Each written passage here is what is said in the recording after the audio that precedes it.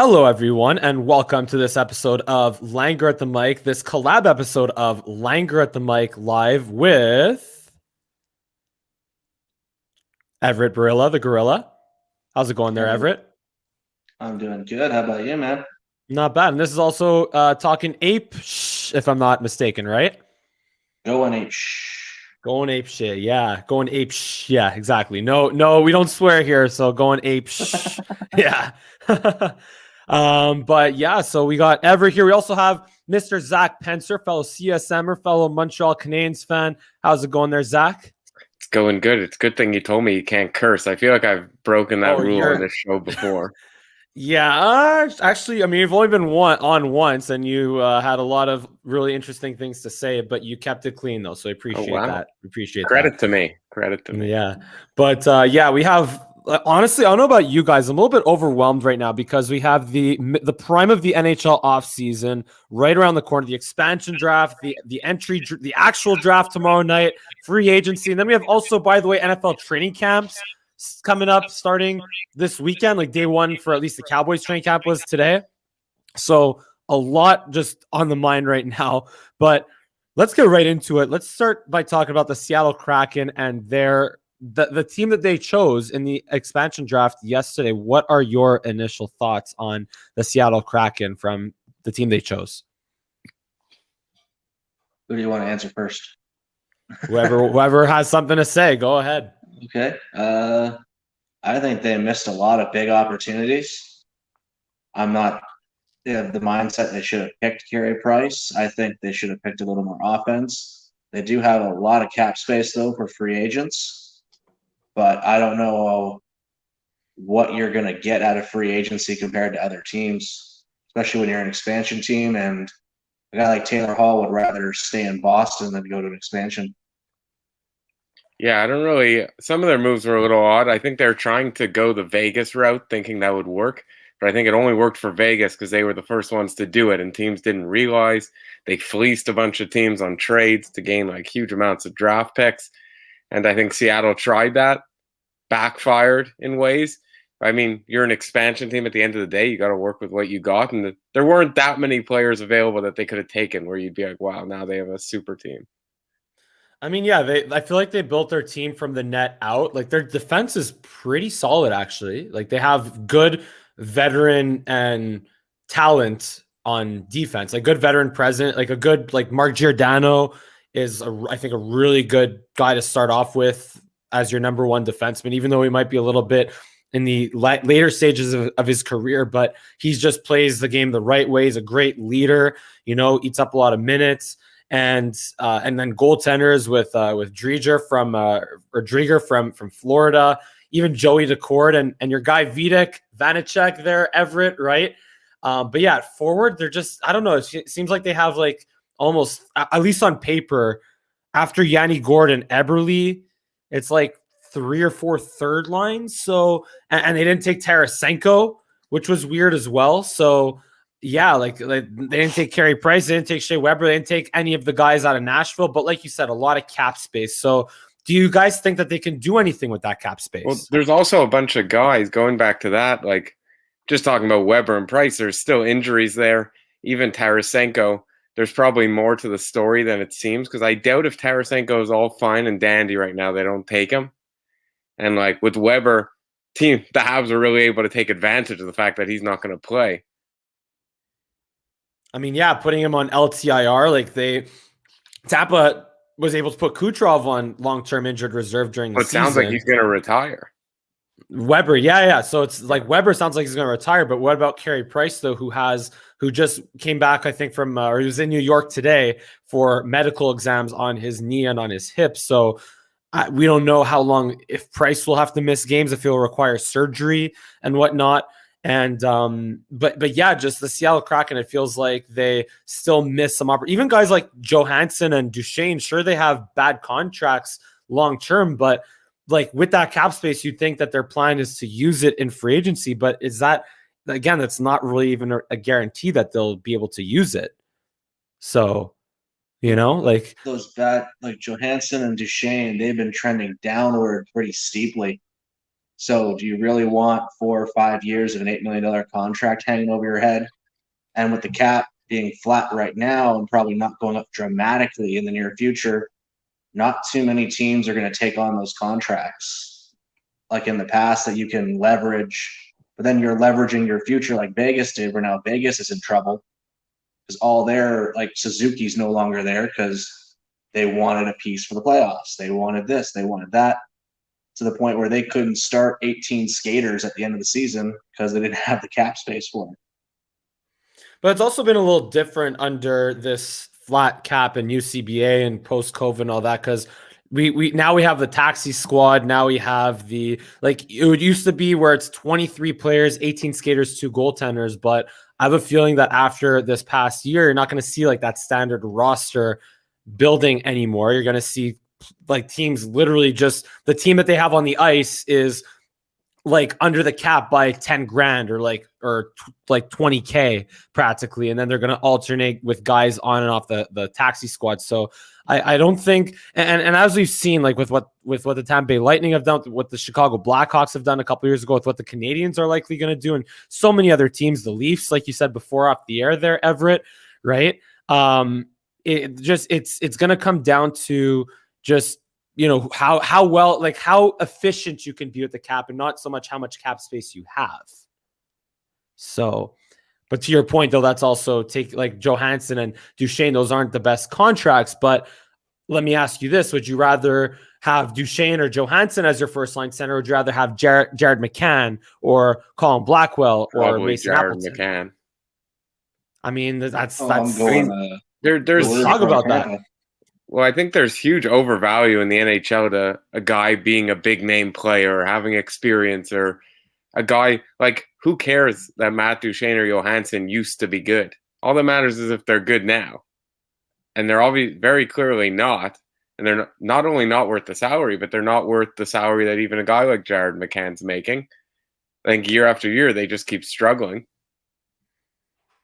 They also don't have that name value where you can maybe overpay a guy because you're an expansion team and you need that name value to attract people maybe who aren't the biggest hockey fans. I don't think any Seattle fans are going to a game though because Matt Duchene's on the team. If maybe a guy like Ovechkin, Crosby, even like Carey Price, I don't think brings anyone to a game. That's what I mean though. If you're going to overpay for somebody like that, they have to be able to drive people in the building. Yeah. So Carey Price, he played his junior hockey there. He's from BC. He could drive people to come to a game if or when he was healthy.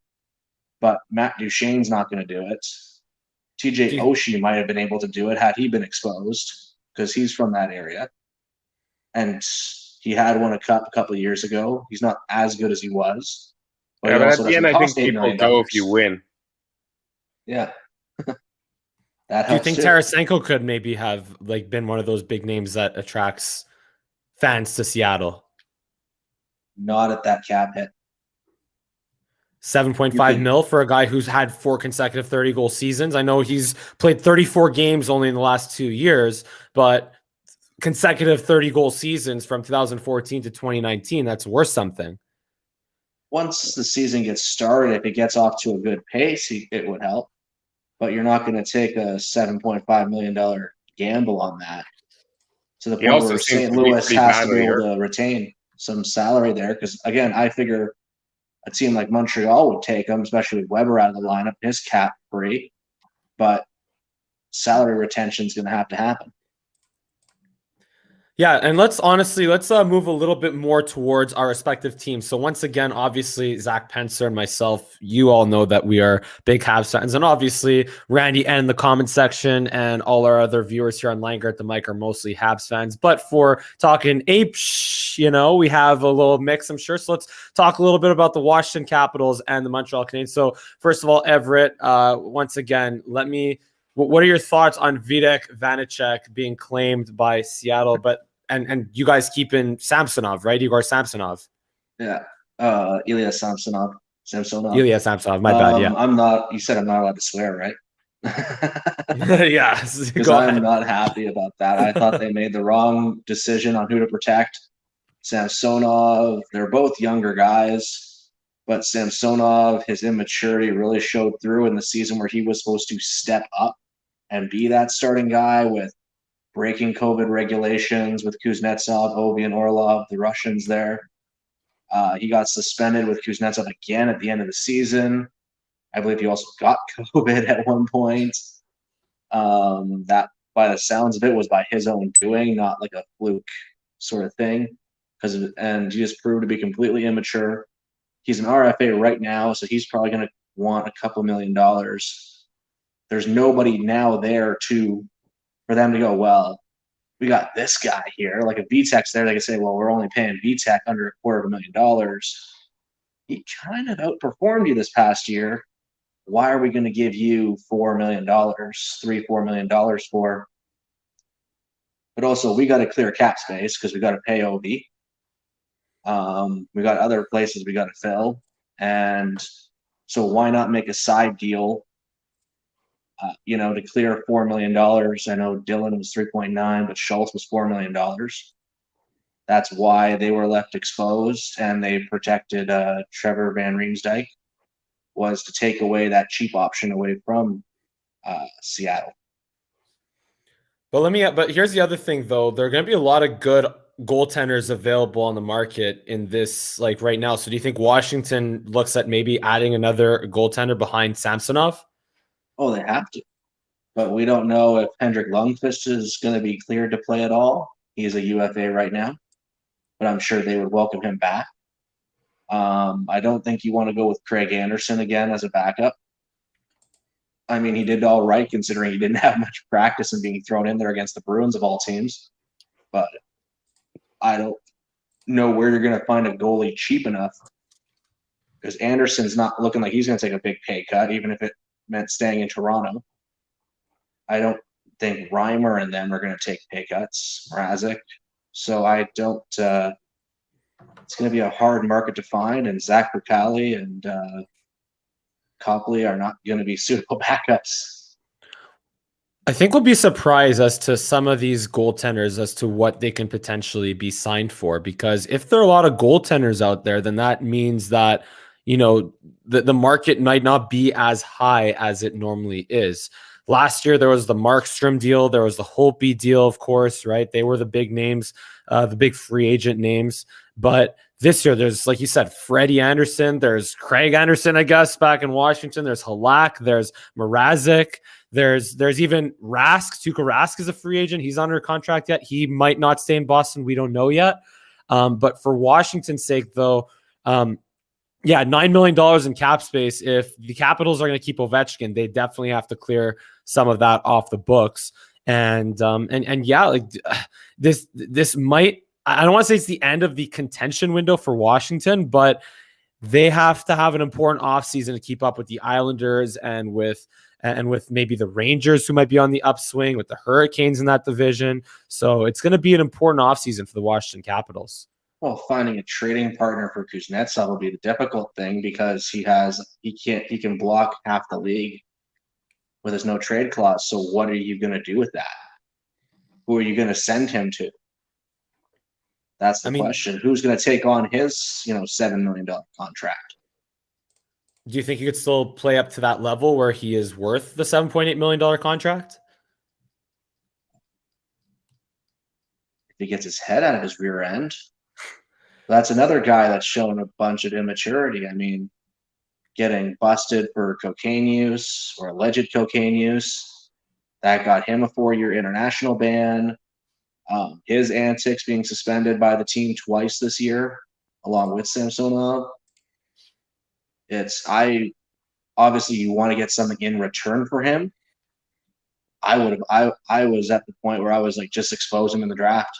They take him, they don't, they don't. There's nearly $8 million of cap space freed up right there. I'm sure we could find a decent replacement for him, but. One last question about the Caps, though. Do you think it is worth to go all in on one season to win the Stanley Cup, even if that means that you're going to have issues down the line, whether it's cap or whether it's guys aren't as motivated to win and all that? Do you think it's worth selling out for that 1 year to win the Stanley Cup and even if it means they're going to be maybe like fall off in a couple years after that? Well, it depends on what you mean by selling out. You don't have much cap space to take pieces in. Again, I don't know what you're going to get in terms of a deal with Kuznetsov for pieces or anything. Backstrom just signed on for another, I don't even remember how many years he signed on for. Ovi's probably going to sign a 4 or 5 year deal. We're sort of in a bad cap crunch. Thankfully, we do have prospects that can help fill out the roster. We are good in that regard, at least. And we saw our fourth line in the playoffs basically be our only line in the playoffs. So there's some hope there, but at this point, you're still stuck in all-in mode until for at least another year or two, and then you got to find a way to blow it up. And whether or not Ovechkin signing on for 4 or 5 years is going to be okay with that or not, it's going to be a whole different story. Well, I don't know about you, Zach, but I still have I'm maintaining the dream of Alex Ovechkin becoming a Montreal Canadian until something else, until he stays in Washington or signs elsewhere. So I don't care. I'm going to keep dreaming on. There's no hope. Our owner doesn't want to spend the salary cap. That's the world we live He in. spent the salary cap last year. Barely. Only at the end. He went over the cap a little bit even, and on Merrill and Gustafson, but that's another story. Yeah, but that was he didn't actually spend over the cap. Our cap hit was the cap, but the actual spending out of his pocket was not. Right, because I guess the salaries were less we didn't than hit the salary cap for the whole start of the season, where we arguably shouldn't have made the playoffs in the first place because of our lack of spending. But I don't know. It amazes me that Montreal doesn't spend the salary cap every single year. But at least, again, I mean, it's a flat cap league. So, and the Habs, they have a lot of money on numerous contracts right now. Carey Price, of course, who might go on LTIR. Weber, obviously, the big news today is that he likely will not play another season. But if the Washington Capitals, though, and Ovechkin, if they cannot clear up that cap space for Ovechkin, and if Ovechkin could potentially go elsewhere, they're going to clear it. Until I see it, we're going to play anywhere else. We're just going to dream on. But like, then who else do you think? I mean, if they can't move the Kuznetsov deal, then like who else would they potentially move? Like Carl Hagelin. We got questions here from Randy about Tom Wilson. Does Tom Wilson retiring? Tom Wilson retiring? Not going to retire. Though apparently, I think you overtook Brad Marchand as the most hated player in hockey. So. I can't blame him, honestly. Like I feel that way also. Oh, Brad Marchand, I find like Brad Marchand he's still hateable, of course, but he's not as hateable as he used to be because he's more focused on putting up 90, 100 points a season instead of. And because Brad Marchand's a pest, he's not dirty on the ice, or at least not in recent years. He's not out there to injure guys. He used to be though. Like he used to pull those antics. That's why he used to be the most hated. Yeah, but you find me a team that won't take Tom Wilson on if he was available. I would hope the Habs wouldn't take him. Much like every single team, he's a guy you love to have on your team, but he's a guy you do not want to play against. And same thing with Brad Marchand. You may hate him, you may call him a rat, you may refer to him as whatever terminology you want. Same with Tom Wilson. You would love to have him on your team. I know a lot of Maple Leaf fans that whine and complain about Tom Wilson, though he hasn't done anything to the Toronto Maple Leafs other than knock them out of the playoffs a few years ago. But they would kill to have a guy like him on their second line or third line there, just clearing bodies out of the way, and maybe they'd get past the first round if they drafted a guy like that once in a while. I mean, they tried they used to draft guys like that though, like back in the JVR days. They signed Clarkson to a lifetime $6 million contract. So the reason Tom Wilson puts up more than 10 points in a season is because he plays with guys like Backstrom, Kuznetsov, and Ovechkin. So who's to say that Dave Clarkson can't put up like 60 points playing with Marner and Matthews? He put up tons of points when he was on that in New Devils, Jersey. Yeah, there you go. No, I'm not saying I'm not in any means like actually defending signing David Clarkson for that long-term contract that they ended up buying him out of. But Anyway, let's move on to a little bit more Montreal Canadiens now. So, of course, Marc Bergevin spoke at 11 o'clock this morning. A couple of things about the expansion draft and Carey Price and Shea Weber. And like I said, with Shea Weber possibly retiring, or maybe retiring, but all very likely to not play the rest of this season, how do you think Marc Bergevin now handles the right defense spot? Well, I don't think it really makes much of a difference. I mean, it's just next man up for Montreal. And Romanov's going to take a ton of time on the ice, obviously, take a big step next year. But I think this is the best thing that could happen to Montreal. Obviously, very unfortunate with Shea Weber. Incredible what he did in the playoffs. Like, I had hated on Shea Weber for a while. I think rightfully so, that he was not worth what we were paying him. But what he did in the playoffs was, even if he wasn't worth it, it was obviously pretty courageous that he went out there every single night with what must have been pretty awful injuries, that basically within a month of the season ending, he's like, I'm never going to play again. I've tweeted this out a couple of weeks ago or a couple of days ago on my Twitter at Mike Langer. But yeah, like, to me, the fact that Shea Weber and hockey players in general can pretend that their injuries just stop existing in the playoffs and even play at a higher level, because Shea Weber was better in the playoffs than he was in the regular season, and he was probably more injured in the playoffs than he was in the regular season. They need to have like the entire NBA sit and watch like one hockey playoff game and be like, NBA, this is what you FIFA. need to do. FIFA as well. Like, just because then you watch the World Cup and you have people diving left and right in the Pan Am championship as well. Congrats Argentina and congrats Italy, of course. But just even like watching it at a bar for like 5 the Copa 6 America. minutes. You mean? The Pan America. Excuse me, the Copa America championship. Yeah, I was like, I was watching for 30 seconds at a bar, diving left and right and faking injuries and all of that. Like, no one dives better than the Ukrainian soccer team, though. I've never seen a team pull off that. It was like impressive work. Man, though, but the Habs, but here's the thing, though. Again, if you're saying next man up, so are you saying that you're okay with Josh Brook being the second pair right-handed defenseman, or Romanov being the second pair right-handed defenseman? I'm fine with Romanov being the guy for sure. But here's the thing, I thought though. It was terrible he didn't play more in the playoffs. I think. Oh, for sure. Well, a lot of these guys are bringing up, like Gustafsson, Merrill, like these are the most replaceable players in the entire NHL. Not like sorry, Mrs. Gustafsson, but the only time I ever noticed him on the ice was when he passed it to the other team on the power play, and then they scored. And he's apparently a power play specialist.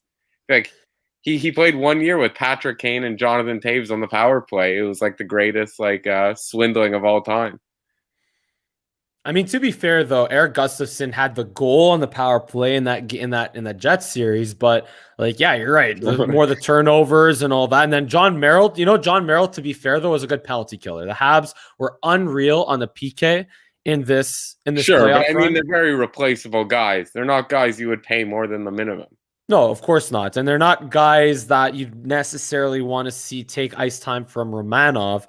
But here's what I envision though. I feel like just you have in the prospect pool, what you have up and coming for the Canadians between Romanov, between Norlinder, also I'm talking like after, Kulak, of course, Sherrod, Edmondson, I'm saying after that, you have Gooley, you have Norlinder, like I mentioned, you have a bunch of left-handed defensive prospects, but you have only Josh Brook at this point after Jeff Petrie that is a right-handed defenseman in the system. So it's like, if you're not going to go out and get a Dougie Hamilton or a David Savard or a Jason Demers, well then, because I'd want Romanov to get comfortable playing on his left side. If you're serious about Romanov.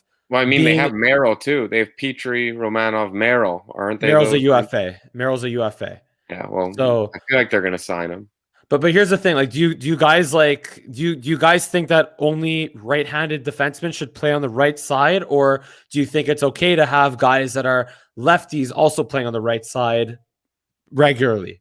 I think it depends. I think it depends who it is, obviously. Because you've seen Hjalmarsson in Arizona, I think, plays on the right side a lot, and also in Chicago used to do it. I wouldn't eliminate it, for sure not. I mean, I think it's possible. We've seen left-handed people play third base in the MLB, so you could definitely have left-handers play the right side in hockey. But I just feel like still when you're talking about do you think Romanov can handle or do you want Romanov playing 20 minutes a night this season in the regular season? Do you think he's ready for that? I I don't think know. you're He'd dipping do in it. free agency. Find out. I And think free that's agency what I'm is where you saying. go for it. Yeah, like that's what I'm saying. It's like between if it's not going to be Dougie Hamilton, David Savard, Jason Demers, like you gotta bring someone in that can play on that right side and steady out that right side. Because I also, again, you talk about Norlinder. I don't want Norlinder coming into the league and playing on his left side, not on his right side. Yeah, I just don't want them to go out and pay David Savard $30 million for 6 years. And if I know my Montreal Canadiens, it is in their future. But then again, David Savard, who is more of a valuable member to which team? David Savard on the Tampa Bay Lightning or Joel Edmondson to the St. Louis Blues in 2019? David Savard. Was he though? Oh, I guess, yeah. Oh, maybe more valuable to that team. I was just thinking the better player, but because Joel Edmondson irrelevant though.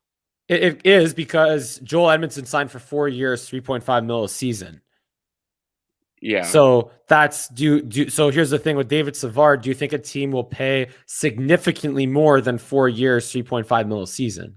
Well, it's not the amount that bothers me. It's the term that they're going to give. Like, why give 4 years? We have all these prospects coming up. You even mentioned guys like Caden Gooley. Why not sign a guy for 2 years, 1 year even? Just keep getting 1 year rentals until hopefully we start getting these prospects who come up. The way we've been doing it, we're signing these guys like Olsner. Then we get even Weber to the extent of it is. But I guess we were already in trouble with Subban, obviously. We're signing these huge long-term contracts. Then it obviously comes back to bite them right away. Yeah, you can get away with these short-term contracts for the next few years just because of the cap situation. That's how the Maple Leafs were able to sign guys that would probably command at least a $3 million salary for peanuts.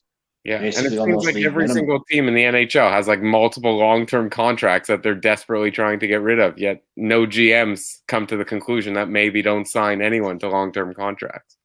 Unless your name's Connor McDavid or Sidney Crosby. Or Ovechkin. Or Ovechkin. Or well, McKinnon. Even now, I wouldn't sign him to a long-term contract now. No, exactly. There's a handful of guys. The top 1% years. of players could get long-term contracts.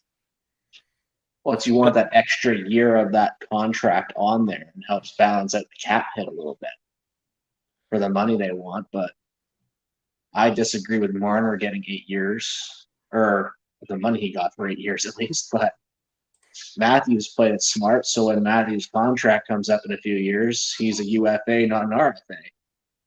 And he's free to go home to Arizona should the Coyotes still exist in a few years. Seriously, and like that's just scary though for the Leafs, and also like Sebastian Aho and the Habs like offer sheeted him, and the Hurricanes matched it, and he's going to be a UFA like before he's 30. That's good. Like some team is going to be, and that's how other guys also get paid like that because they have the opportunity to potentially get offer sheeted by another team or get signed by another team. Look at Tavares. Look at John Tavares, right? So, and that's arguably not a great contract out of Toronto. He could still live up to it in the short term, but in the long term, I don't know. Right? Right? He has no movement. And a no movement clause. Exactly. How many years does he have left? I'll have to confirm that. I think it was probably an 8-year deal. Yeah, it was a 7-year deal. 7-year deal, eh? So well, that would mean he would only have signed like 8 years if it was with the Islanders. So it's he has this year plus 3 more years left on the $11 million per season contract. So yeah, and that's also again going back to free agency. You look at a guy like Dougie Hamilton right now, who is he going to be worth the potential $9-10+ million that he'll get paid? No, he obviously won't. Unless he turns out to be the best defenseman in the league. We've seen time and time again, they're never worth it. Who's in the NHL now who has a long-term contract? You're like, that's worth it. Almost nobody. Ovechkin. John Carlson. Yeah. Almost nobody, though. There's like a handful of guys that you're like, that worked out. And there's like 100 who you're like, this turned out awful 2 years in already. Well, but here's the Zach Hyman situation right now is Zach Hyman wants long-term deal, He wants the big bucks over that long term, even though he's at, I can't remember how old he is. He's either at 30 or just about 30. I wouldn't touch him for more than maybe 4 or 5 years at about $4 or $5 million, but reportedly Edmonton's gonna back up the Brinks truck for him. That's why Edmonton keeps losing. But here's the other thing, though. I feel like also guys, like you look at Brendan Gallagher, even Philip Deneau coming back to the Canadians, they get paid for what they've done and not so much what they're going to do. Because if you can have Pacioretty, a regular 30 goal scorer at $4.5 million a season, and then you could have Brendan Gallagher until he's 28 years old or 27 years old, another couple of 30 goal scorers, emotional leader of your team, will friggin' get cross-checked in the face and not get penalized and still keep coming at you. Break his What jaw. does that do?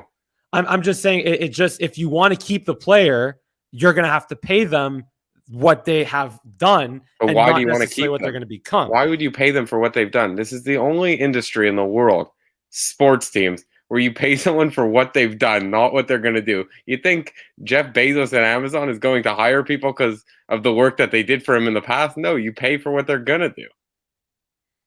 It's like crazy. Yeah, and that's also, again, when you talk about timing, like look at Nick Suzuki. He's an RFA after the season. Nick Suzuki, is now the time to give Nick Suzuki a 7-year, $7 million per season or $6 million per season contract and hope that is like massive value until he's 28, 29 years old. But it can't be massive value. It could. I'm saying if he's getting paid $6 million a season or $7 million a season to put up 60 to 70 points and be a two-way center, is that not massive value? No, definitely not. That's like okay, maybe if you could argue that he's a very good defensive center, but if you're getting paid $7 million a year, you better be a point per game player every single year. I mean, everyone's giving Tavares like crap over in Toronto. He's been putting up crazy point total, more points than anyone we've seen in Montreal our entire life. I think outside of one Kovalev year, and everyone's complaining about him, and we have no problem paying our guys so much money. Like, what about William Nylander? Yeah, that hasn't been worth it. But if you pay someone $7 million, it's very hard to outperform the contract. And the whole purpose is you want to have value signing someone, not be paying them more than what they're worth. That's why, like, I mean, we don't see it in hockey very much, but you see it in baseball a ton with this whole Moneyball thing, that they're not just signing these big name players and these huge contracts. Once they decide they need to get paid, they let them go and let someone else overpay them, and then you keep bringing up young guys. Baseball is like, it's kind of like comparing apples and oranges, though, because it's a much bigger minor league system in baseball. So it's like each team has hundreds of prospects that they can develop and bring up. So it's it's the same. Montreal has tons of guys they could look at, or they could trade for minor leaguers from other teams. Of course, but I feel like it's not as, like, there isn't as much of a direct relationship between the pro team in hockey versus and the minor team versus in baseball, the MLB team versus the AAA team, the AA team, the single A team, the multiple single A team. So again, I feel like it's not. I understand your point in terms of like, yeah, you want to look for value signings versus overpaying guys. But I just, that also, you have to have good development. You have to be able to develop your players as well. Or you trade for guys who you think are good values that other people don't realize. Exactly. Baseball is also very science-driven and it's very stat-driven. So, for instance, you can look at the stats and go, okay, this guy gets on base this percentage of the time, he gets walked this percentage of the time. Baseball has been scientifically designed like an art form in terms of scientific breakdown and stats on players, that you can find that in hockey in ways you can find a way to justify paying a third or fourth line guy a few $1 million a year, as opposed to maybe they shouldn't be making much more than league minimum, because you can see, like, baseball doesn't really factor in like the hardworking nature, because baseball players, they're not constantly moving. They're not. No, they do factor it in. They factored it in to show that it doesn't mean anything to be hardworking. It's a nice trait to have in life to be hardworking, and it gets you to be a better player. But if you're the most hardworking person and you suck at hockey, I don't want you on my hockey team. If you're the least No, I hard know, working but you person, can still calculate some form. You could like in hockey and sports like that, you find there are things you can't quantify that science and the stats can't quantify. So if I have to choose between certain players, yeah, maybe I'll give this guy a little extra more because I can see the effort he puts in, which is but would always you which give is a always guy? a knock on Ovi, right? Ovi and a lot of Russians have been, and Europeans in general, have been knocked for not having that tough grit, right? So it becomes, are you going to pay for the grit of a Yeah, but player it's like or not? comedic that it's Don Cherry for one who goes after these guys, and it's like comedic that for someone who should know a lot about hockey, if I told you, would you rather pay a guy $5 million who scores 35 goals and doesn't work hard at all and doesn't practice, or would you rather pay $5 million for a guy who scores 30 goals but super hard working? So, Well, it's here's what Dustin also Brown, comes. basically, though. That's Well, here's Dustin what also Brown. Are you comes. paying Dustin Brown money to, play grit? He won't outscore. I'm trying to think of an example on LA of somebody who can score goals lately. Say a Jeff Carter before he got traded. Jeff Carter will always put up better stats, but Dustin Brown, whose stats won't quite be as good, he contributes more towards the win. Well, there's ways though to see if you say like, yeah, if Dustin Brown's great defense. I'm just saying one for one, like they have the same defensive metrics. One just scores 5 times more for your team than the other. I'd rather the non-hardworking guy because Well, let goals me is ask you what gets this you a win. also.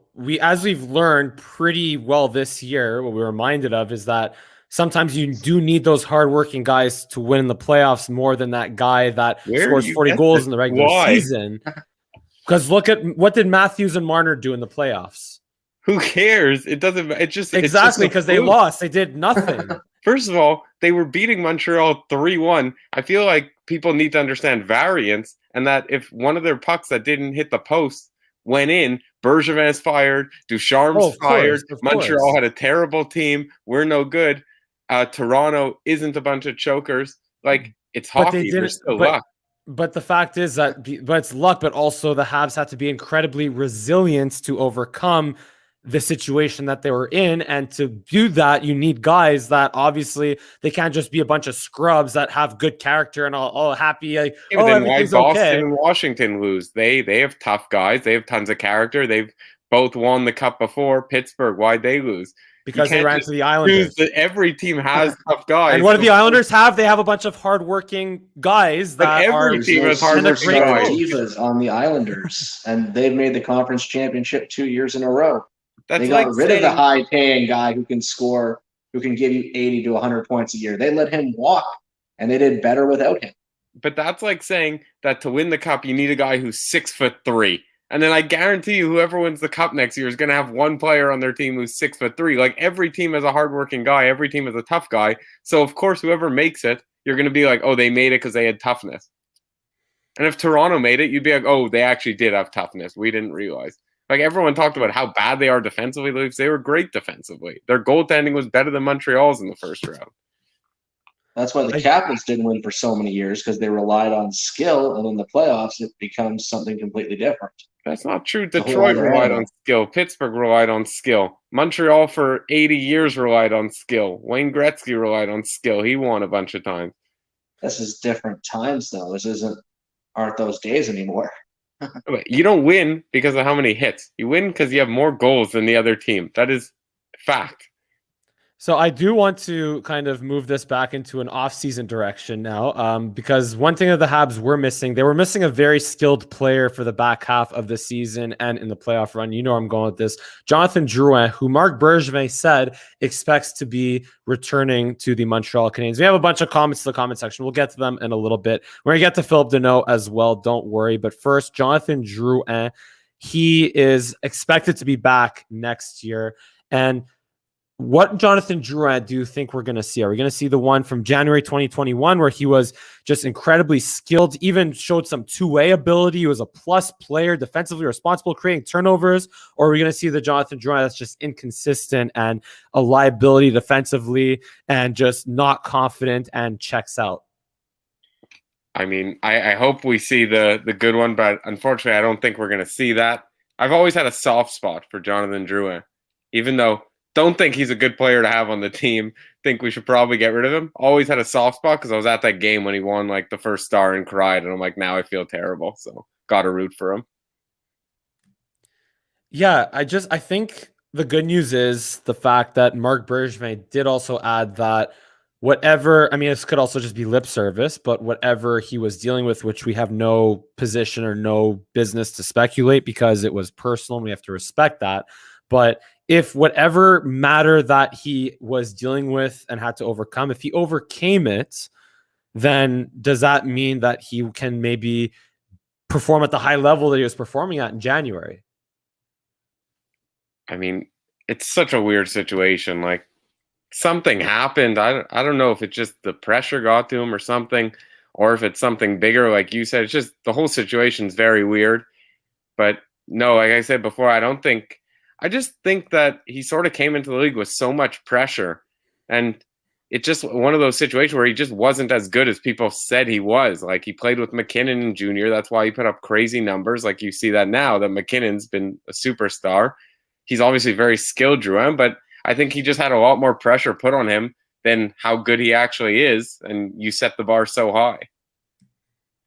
I mean, he also did mention it when he was playing so well this season, as he felt like that pressure was taken off of him when the Habs are winning and they're getting contributions from all four lines. But then when they stopped winning every single game, pretty much, they started the season 7-1-2, and they finished, for all intents and purposes, under 500. But when they stopped winning, that's like, okay, well, they look at who are the guys that are performing. Up, Jonathan Drouin, only 2 goals in the goals category there, right?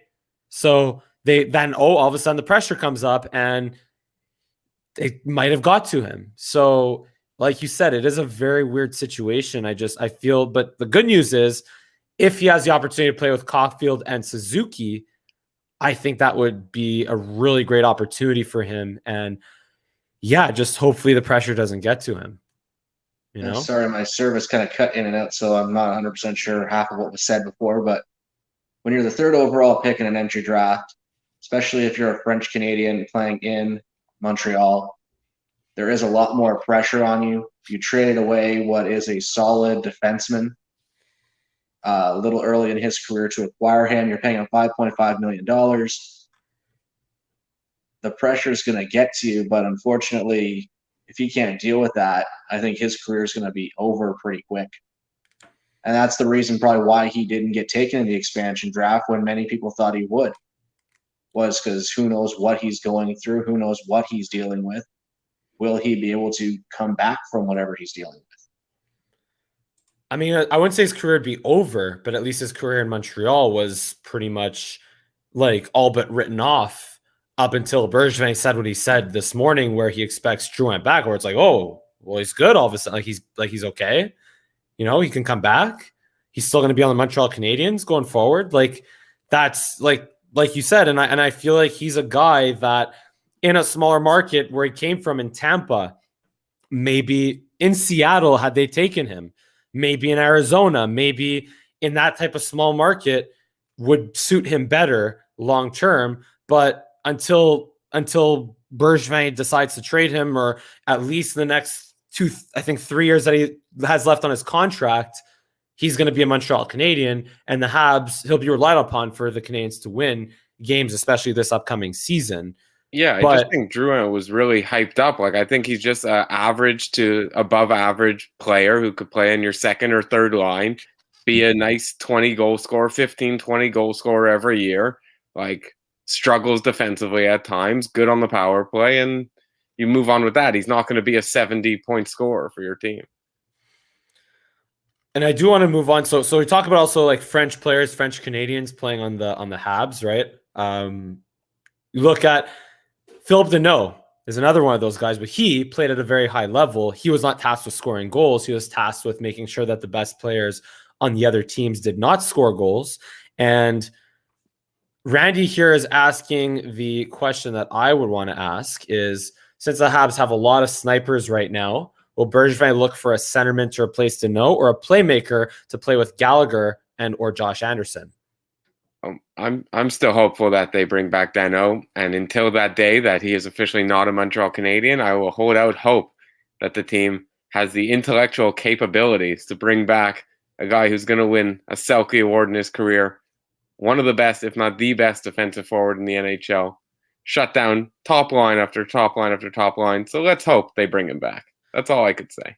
Okay, well, Zach, I hate to break it to you, is how he sold his house and I have hope. negotiations are pretty much not going anywhere. Bergevin said the door's still open and nothing is official until he signs elsewhere. Absolutely. But if I told you right now that as of July 28 or July 29, 2021, that Philip Deneau will no longer be will just be under contract in another NHL team, how would you react to that with Kotkaniemi, Suzuki, I guess Suzuki first, Kotkaniemi second, Jake Evans, Paling. Sell the season tickets. That's how I sell the season tickets.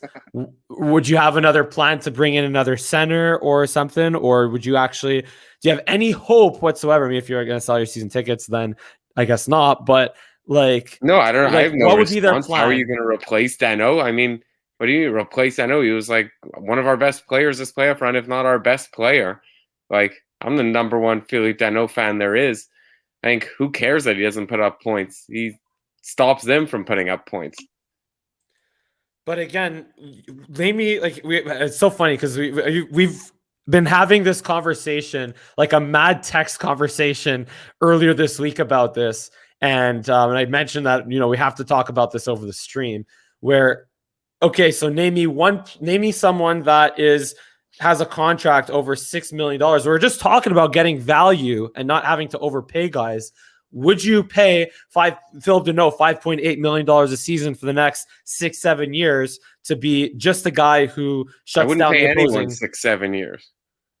So then you would not pay Philip Deneau. I'd give him $7 million for the next 3 years.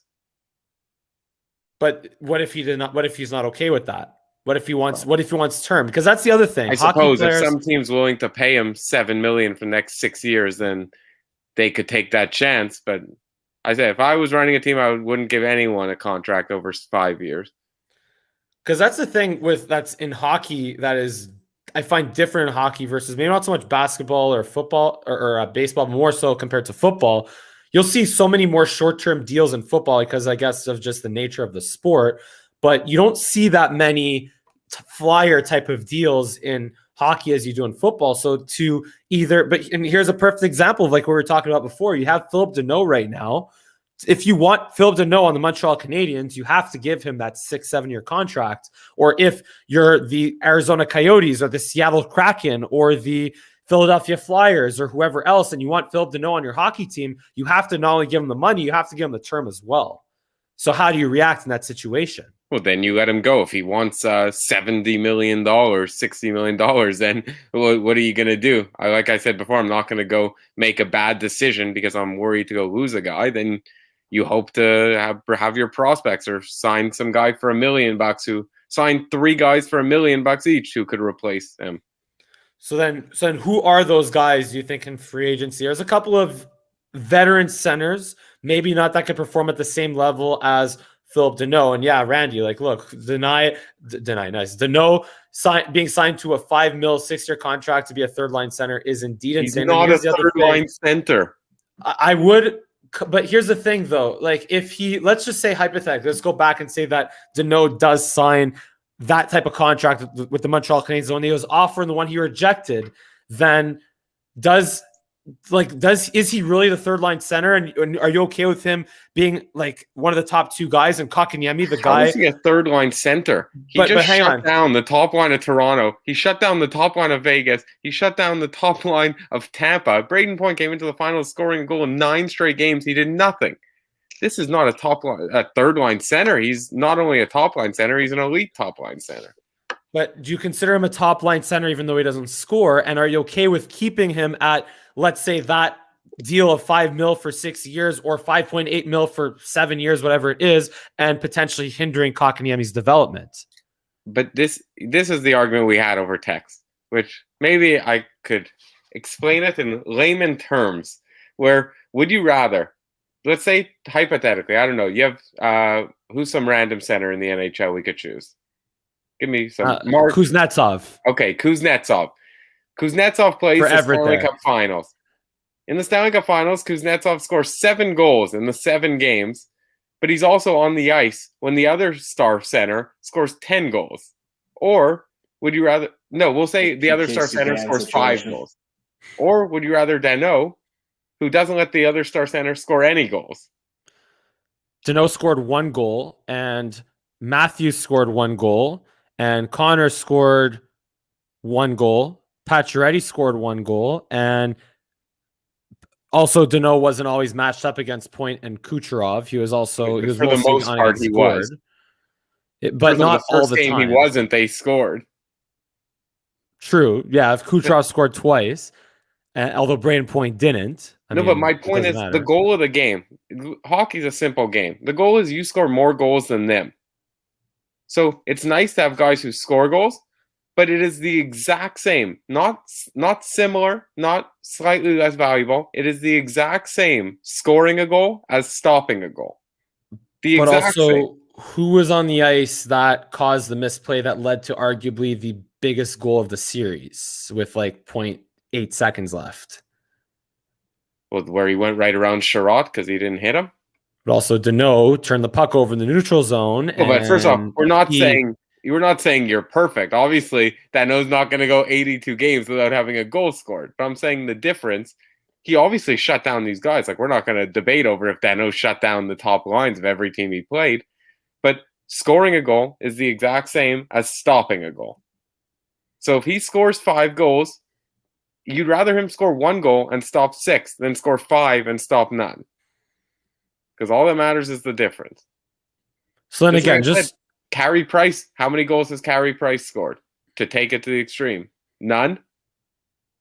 We pay him to stop goals. Just like you could pay a defensive center, regardless if he's first line, second line, third line, fourth line, to stop goals. You can't. It's just like a myth that you can't have a top center who doesn't score. But do you also... So here's the other thing. With Jesperi Kotkaniemi as the 3rd overall pick in 2018, perhaps, sure, they rushed him at 18 years old instead of letting him play overseas in Finland for a little bit. But here's the other thing, though. Don't you want him to have the chance to potentially develop into that? And same thing for Jake Evans and maybe even Nick Suzuki, for them to develop into that and not be under contract, to your original point, for the next 6-7 years under one contract. And obviously you want them earning that down the road. But that's why if Danault wants so much money, I would do that. That's where I agree with you. Like, if Danault, and that's the situation right now, then yeah. But I'm saying I'm holding out hope. I don't think Danault is going to be able to get that much money, because I think there's very few general managers. I believe the way I think is correct, but unfortunately a lot of general managers still believe you need size, you need toughness, you need first line centers who score. There's a handful who are going the analytics route, but I don't think he's going to have the easiest time to get paid. But obviously he believes he will. I also find analytics, I know you might not agree with this, but I think we also learned the Leafs, we agree they're a team that's built mostly on analytics. I think we can agree, right? Somewhat, yeah. And I find that analytics, great in the regular season, becoming more and more predictive of regular season success, but I feel that they aren't always as predictive as playoff success. Analytics aren't meant to be right 100% of the time. Analytics are meant to make you right more often than you would be if you don't use analytics. But are they meant to can they be right often enough to help you win Stanley Cups? Only one team wins the cup, though. And the team that's won the last 2 cups, if you ask people 3 years ago when they got swept in the first round by Columbus, people would say this team's not tough enough. They use too much analytics. They're not going to be able to win again. They choke in the playoffs. And I say the same thing for Toronto. Toronto is a great team, and I think they have a great chance to win the cup next year. Hate to say it as a Habs fan. I mean, it's like my worst nightmare.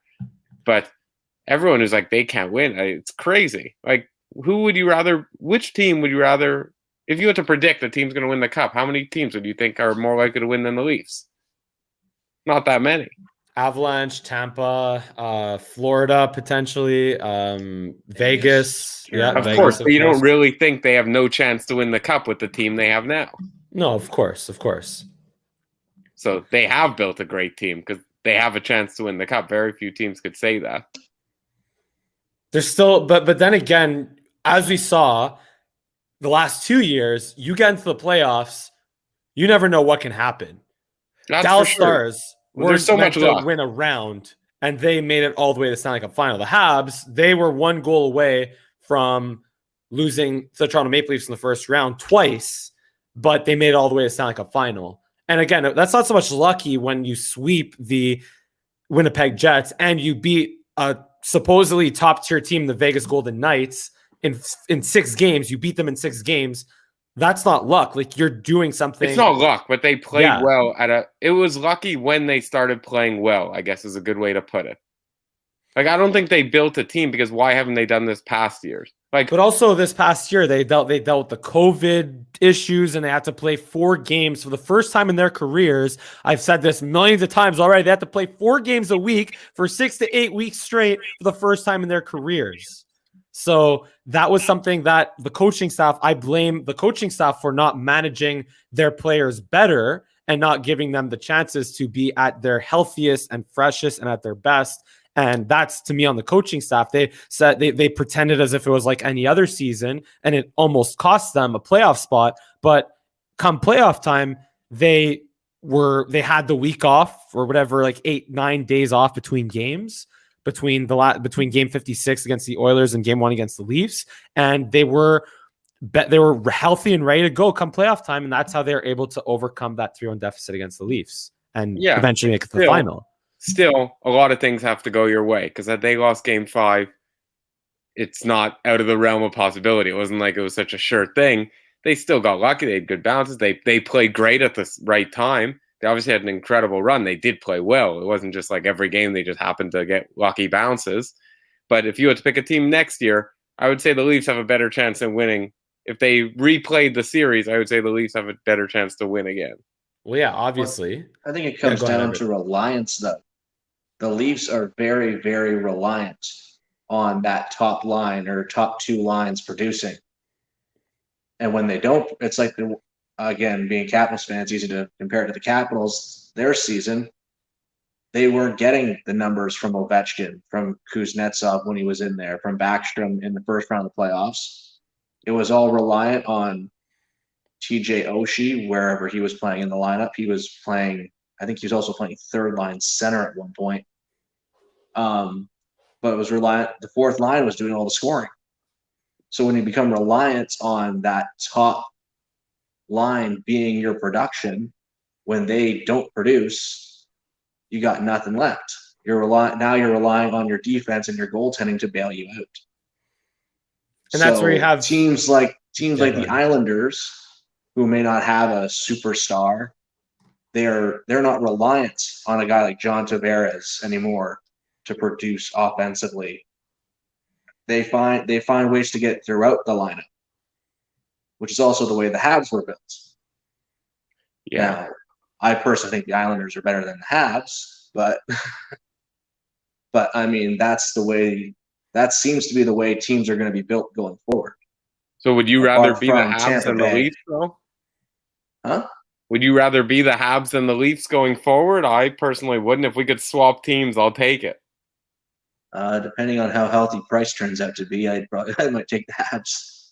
We'll redo the season. We redo the playoffs. Had the Habs drafted Brady Tkachuk instead of Kotkaniemi, I think they would have stood a better chance in that Stanley Cup final. Everyone hates. I don't understand. Like I understand the Kotkaniemi, I guess, slander, but I'm not slandering him. It's just who you picked him over. But also, can Kotkaniemi not develop into a guy that, like, what if Kotkaniemi becomes Thomas Plekanec? Well, I don't think he will, for one, but Thomas Plekanec would not have been a good 3rd overall pick. He was a great player to have on the team, but 3rd overall is a bit much. But to some people, I mean, that's another discussion. Is Kotkaniemi, if Thomas Plekanec, or if Kotkaniemi becomes a guy like Thomas Plekanec was, then, like, is that, I know some people would be happy with that at 3rd overall, but yeah, and that's still, and you're talking about a guy who played his entire career on the Habs as a 2-way player, as a guy who scored some big goals and was and assisted on some other big goals. Maybe not an 80, 90 point guy every year, but he put up 50, 60 point seasons. is that not worth a third overall pick? Yeah, I mean, I guess it Depends depends on who was picked after him. Yeah, exactly. Fair. So if you're taking a guy, you don't take a guy third overall believing he's going to be, maybe at best a second line centerman, or if he is a first line. In my mind, top 3, top 5 picks are supposed to be franchise guys. Hopefully they're there in the top 5, but the top 3 for sure. Brady Tkachuk is a franchise guy. So he's always going to be compared to Brady Tkachuk. To be honest, I don't even remember who went 1 and 2 in that draft anymore.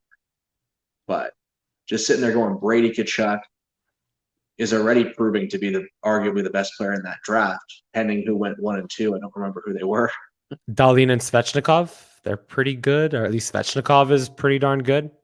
I'd take Brady Tkachuk over all the top 3 guys. Yeah, Quinn Hughes was also picked in that draft. Yeah, wait, what about this comment from Sheldon here? If Kotkaniemi wasn't picked by the Habs, it should have been Quinn Hughes, not Brady Tkachuk. Yeah, I'd rather Hughes over Tkachuk. Quinn's is he's the defenseman one, right? Defenseman, yeah. Okay. Sorry, there's 2 Hugheses. There's 3 actually. I think there's another Hughes up and coming as well. No, Jesus Christ! Yeah, I think Stahl family part 2. So. Yeah, it's the second coming of the Stalls. Third coming of the Suitors.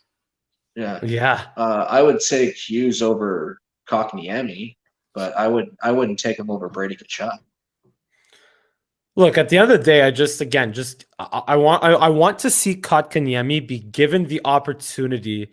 And that's why I'm honestly, no, I don't want to say at ease, but I am interested to see how, if Philip Deneau moves on and the Habs don't bring in another top 2 centerman, which I don't expect them to, unless you want to talk about them trading for Jack Eichel or offer sheeting Pettersson, which I don't think will happen. Actually, they might be able to with Weber's contract out of the way. They might be able to actually try to really put a good. But again, you're signing a long-term deal to try to really force Vancouver out of this because they're in cap trouble too. But I don't know what kind of term or money he's looking for, but I'm pretty sure David Krejci is going to be leaving Boston. Yeah, so that's he's a guy centerman who could fill in. Yeah, and he probably isn't going to cost I think he was making somewhere like $7 million before. He'll probably cost you 3, maybe 4 million, somewhere in that neighborhood. And and given his age, I don't think he's going to need that long of a contract. But do you want to bring in a guy like that and spend, because the Habs, they have cap space. They'll have about $20 million, I think, in cap space with the Weber contract in LTIR or off the books, supposedly, if he either retires or goes on LTIR. But he retires, that screws Nashville over. Oh yeah, Nashville screwed. Nashville's hoping 21 he just million. sits on long-term IR for the rest of his career, rest of his contract, which is what I expect him to do. Sit there, collect free money. But going back to the center position, though, it's like, do you want to bring in a guy like Krejci and potentially have to pay him the $3 million, or do you want to? If you're going to keep Kotkaniemi, you're going to have to pay him at least, I'd say, probably 2.5 or 3 in that ballpark as a young center. But do you want to bring in another guy at that rate of like 3 or 4 million to maybe play the Deneau role, or do you want to give Kotkaniemi that chance to just run with it and see what he can do? Compete over it. Compete. Kotkaniemi's not willing to compete over it. Get rid of him. You don't need him. If but he's is going it to get beat out by a veteran guy that old, then you just got your answer on his future with the team. But let's be honest, though. Yeah, sorry, but just let's be honest, though, with this past season, though, did Stahl really beat Kotkaniemi for that 4th-line center position in the regular season? Or was that just Stahl getting the favors as a veteran over Kotkaniemi for that 4th-line center spot?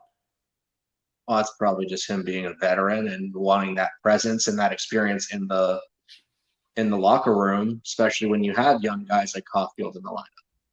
The Habs, I don't think, have a lot of players that have had playoff experience. Eric Stahl's won a Stanley Cup. So it's not a fair comp. I'm talking just regular season now, not Stanley Cup playoffs. I'm talking purely regular season. If that's the case, where you're going to bring in a veteran and give him more opportunity, give him more of a leash just because he's a veteran, then that's not a fair competition. If you want a fair competition, in the regular season, you acquired him, you paid a price for him. You want to see what you're getting from him for the playoffs. So if Kotkaniemi has to sit out a couple games as a healthy scratch, so you can see what Stahl is like with these players, then so be it. There wasn't much of a chance, I don't remember, that they were going to miss the playoffs because Eric Stahl or Kotkaniemi was in the lineup the last 5 games. it was more along the lines of Eric Stahl was like Kotkaniemi. Stahl was in for Jake Evans at first, but then Kotkaniemi stopped getting this. Like Stahl took Kotkaniemi's power play time and those and third, fourth line center defensive zone faceoffs and all those responsibilities. Just when Kotkaniemi, like it's not so much that he beat out Kotkaniemi, it's just he got favored for him because he was a veteran and he took over Jake Evans' spot originally, but then Jake Evans came back and then he took Kotkaniemi's spot when Eric Stahl was kind of just, they saw what they had in Eric Stahl when he was replacing Evans and it wasn't really good. So it's like, why couldn't they just put Evans back there and why'd they have to take Kotkaniemi out? You know what I'm saying? So that's not a fair competition in my mind. The coach thought this was going to work better and then go for it. If he felt this, and if it didn't work, then Stahl would be out of the lineup and Kotkaniemi would be thrown back in.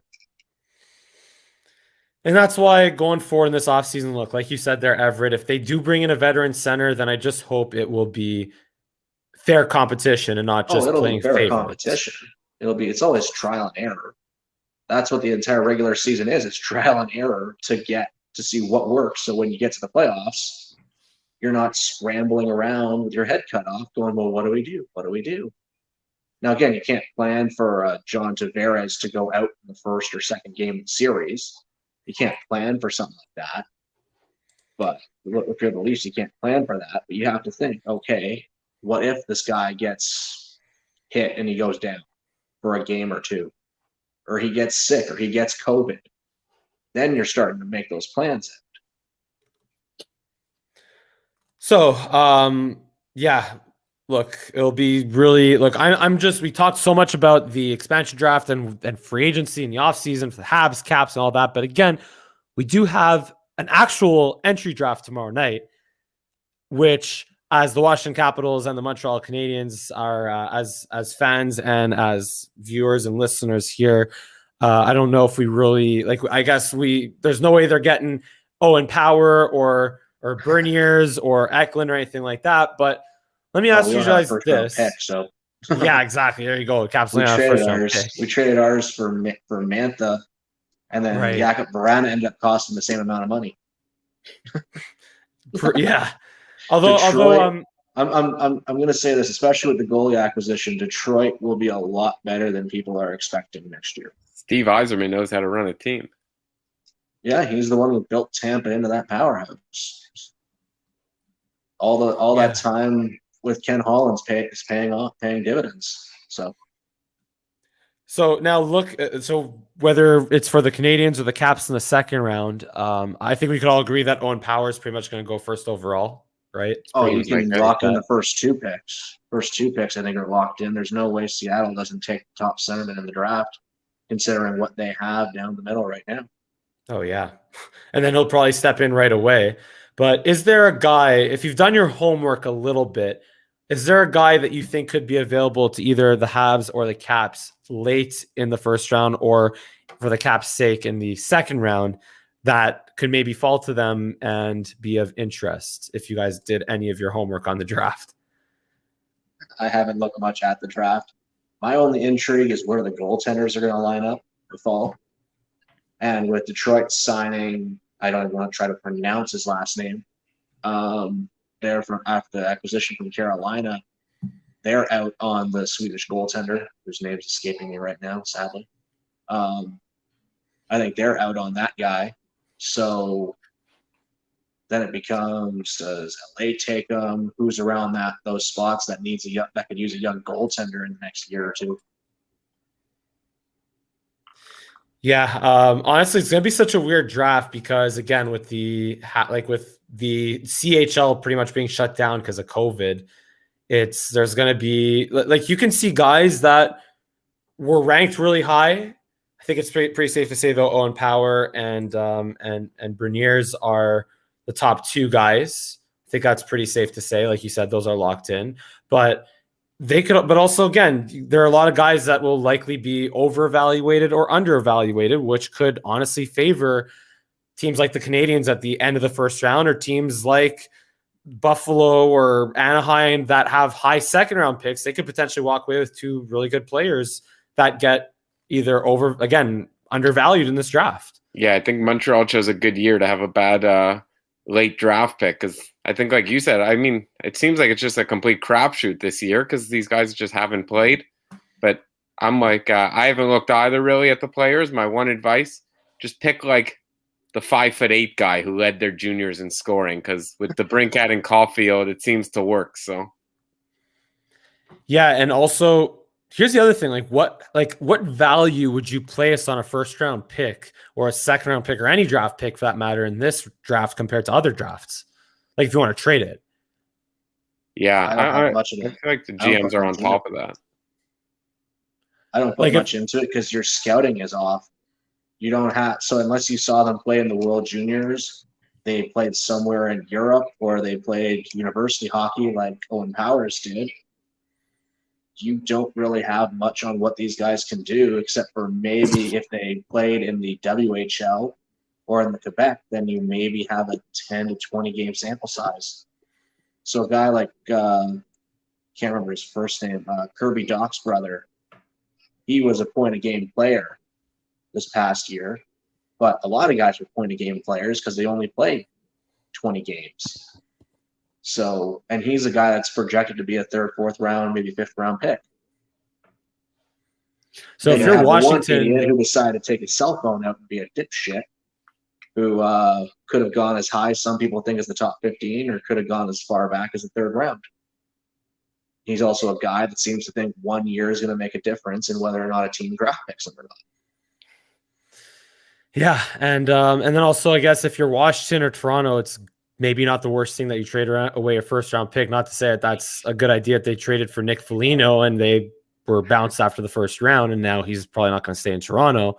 Veteran. But yeah, yeah, another veteran, I guess. Term, yeah, though, so we got Mantha on term at least. But yeah, the Washington Capitals are a team that have proven to be quite successful at drafting players in the 20 to 32 range in the end of the first round, and actually proven to win with that. I can't remember the draft year. It was the one with Julius Konka went to Dallas. We took Jakub Vrana. They pretty much said after a certain point, it was a crapshoot for the first round, so probably much similar to this one.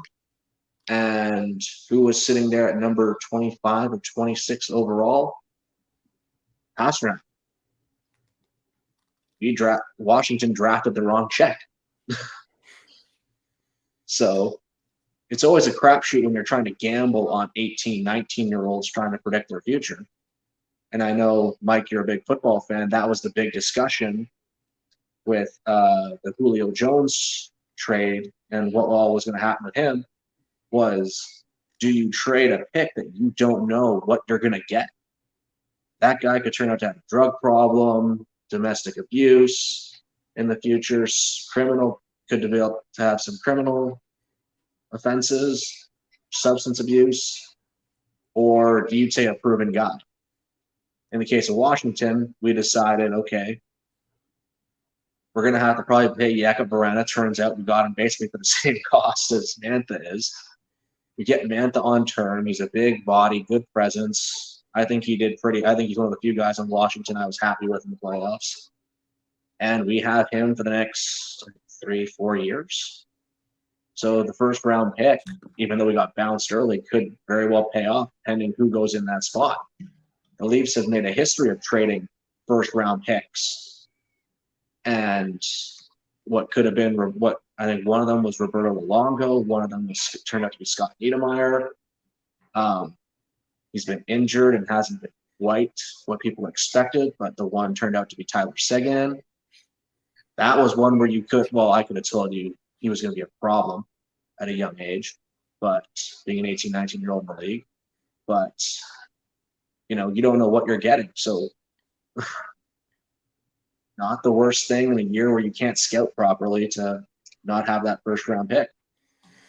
Hey, as Forrest Gump once said, life is like a box of chocolates. You never know what you're going to get. That's what this draft is going to be like. It's going to be like a box of chocolates. So, yeah, and that's where, like you said, that way.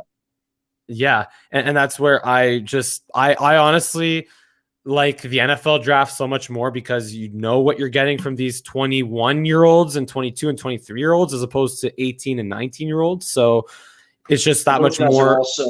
Those guys are also, a lot of them come from big programs. Yeah. So if you play for Alabama, you know what you're getting because you know who Nick Saban, who's been the coach for God knows how many years now. They're a national championship team every year, whether they win it or not. They're in competition. They're highlighted every week. They're nationally televised. Most junior players, university players, nobody really pays that much attention to them half the time until it comes time for the World Juniors or the playoffs.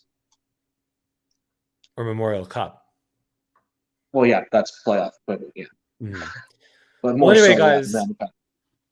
Anyway, guys, look, it's pretty late right now, and I really appreciate you guys coming out to talk Ape Shhh or Go Ape Shhh. You kind of did Go Ape Shhh there a little bit there, Everett, but it's all good. And of course, Zach from this stadium, thank you so much for joining. From CSM, of course, College of Sports Media. Shout out to CSM. And yeah, guys, thank you so much for joining us tonight, and to our listeners and our viewers and our commenters, Randy, Sheldon, everyone in the comment section, appreciate it. And yeah, this has been an episode of Langer at the Mic and Goin Ape Shhh, right? And yeah, and as usual, if you enjoy our commentary here, give me a big thumbs up and a subscribe, and give me a follow on Twitter, Instagram, and TikTok at Mike Langer for all three. Boys, what are your handles? Share them. Go ahead. At from the back tees, at from the stadium. That's basically it. I'm not a big plug guy. That's all good. I've seen some of the golf stuff that you have though, and it's pretty interesting. So yeah, from the stadium. And Everett. Oh yeah. Well, Facebook would be Barilla the Gorilla. Twitter Barilla Gorilla, because I guess adding the is too long for Twitter. I thought someone had it already. No, it's just that there was no. It was too long apparently. Instagram Barilla the Gorilla, as well as Barilla the Gorilla Photography.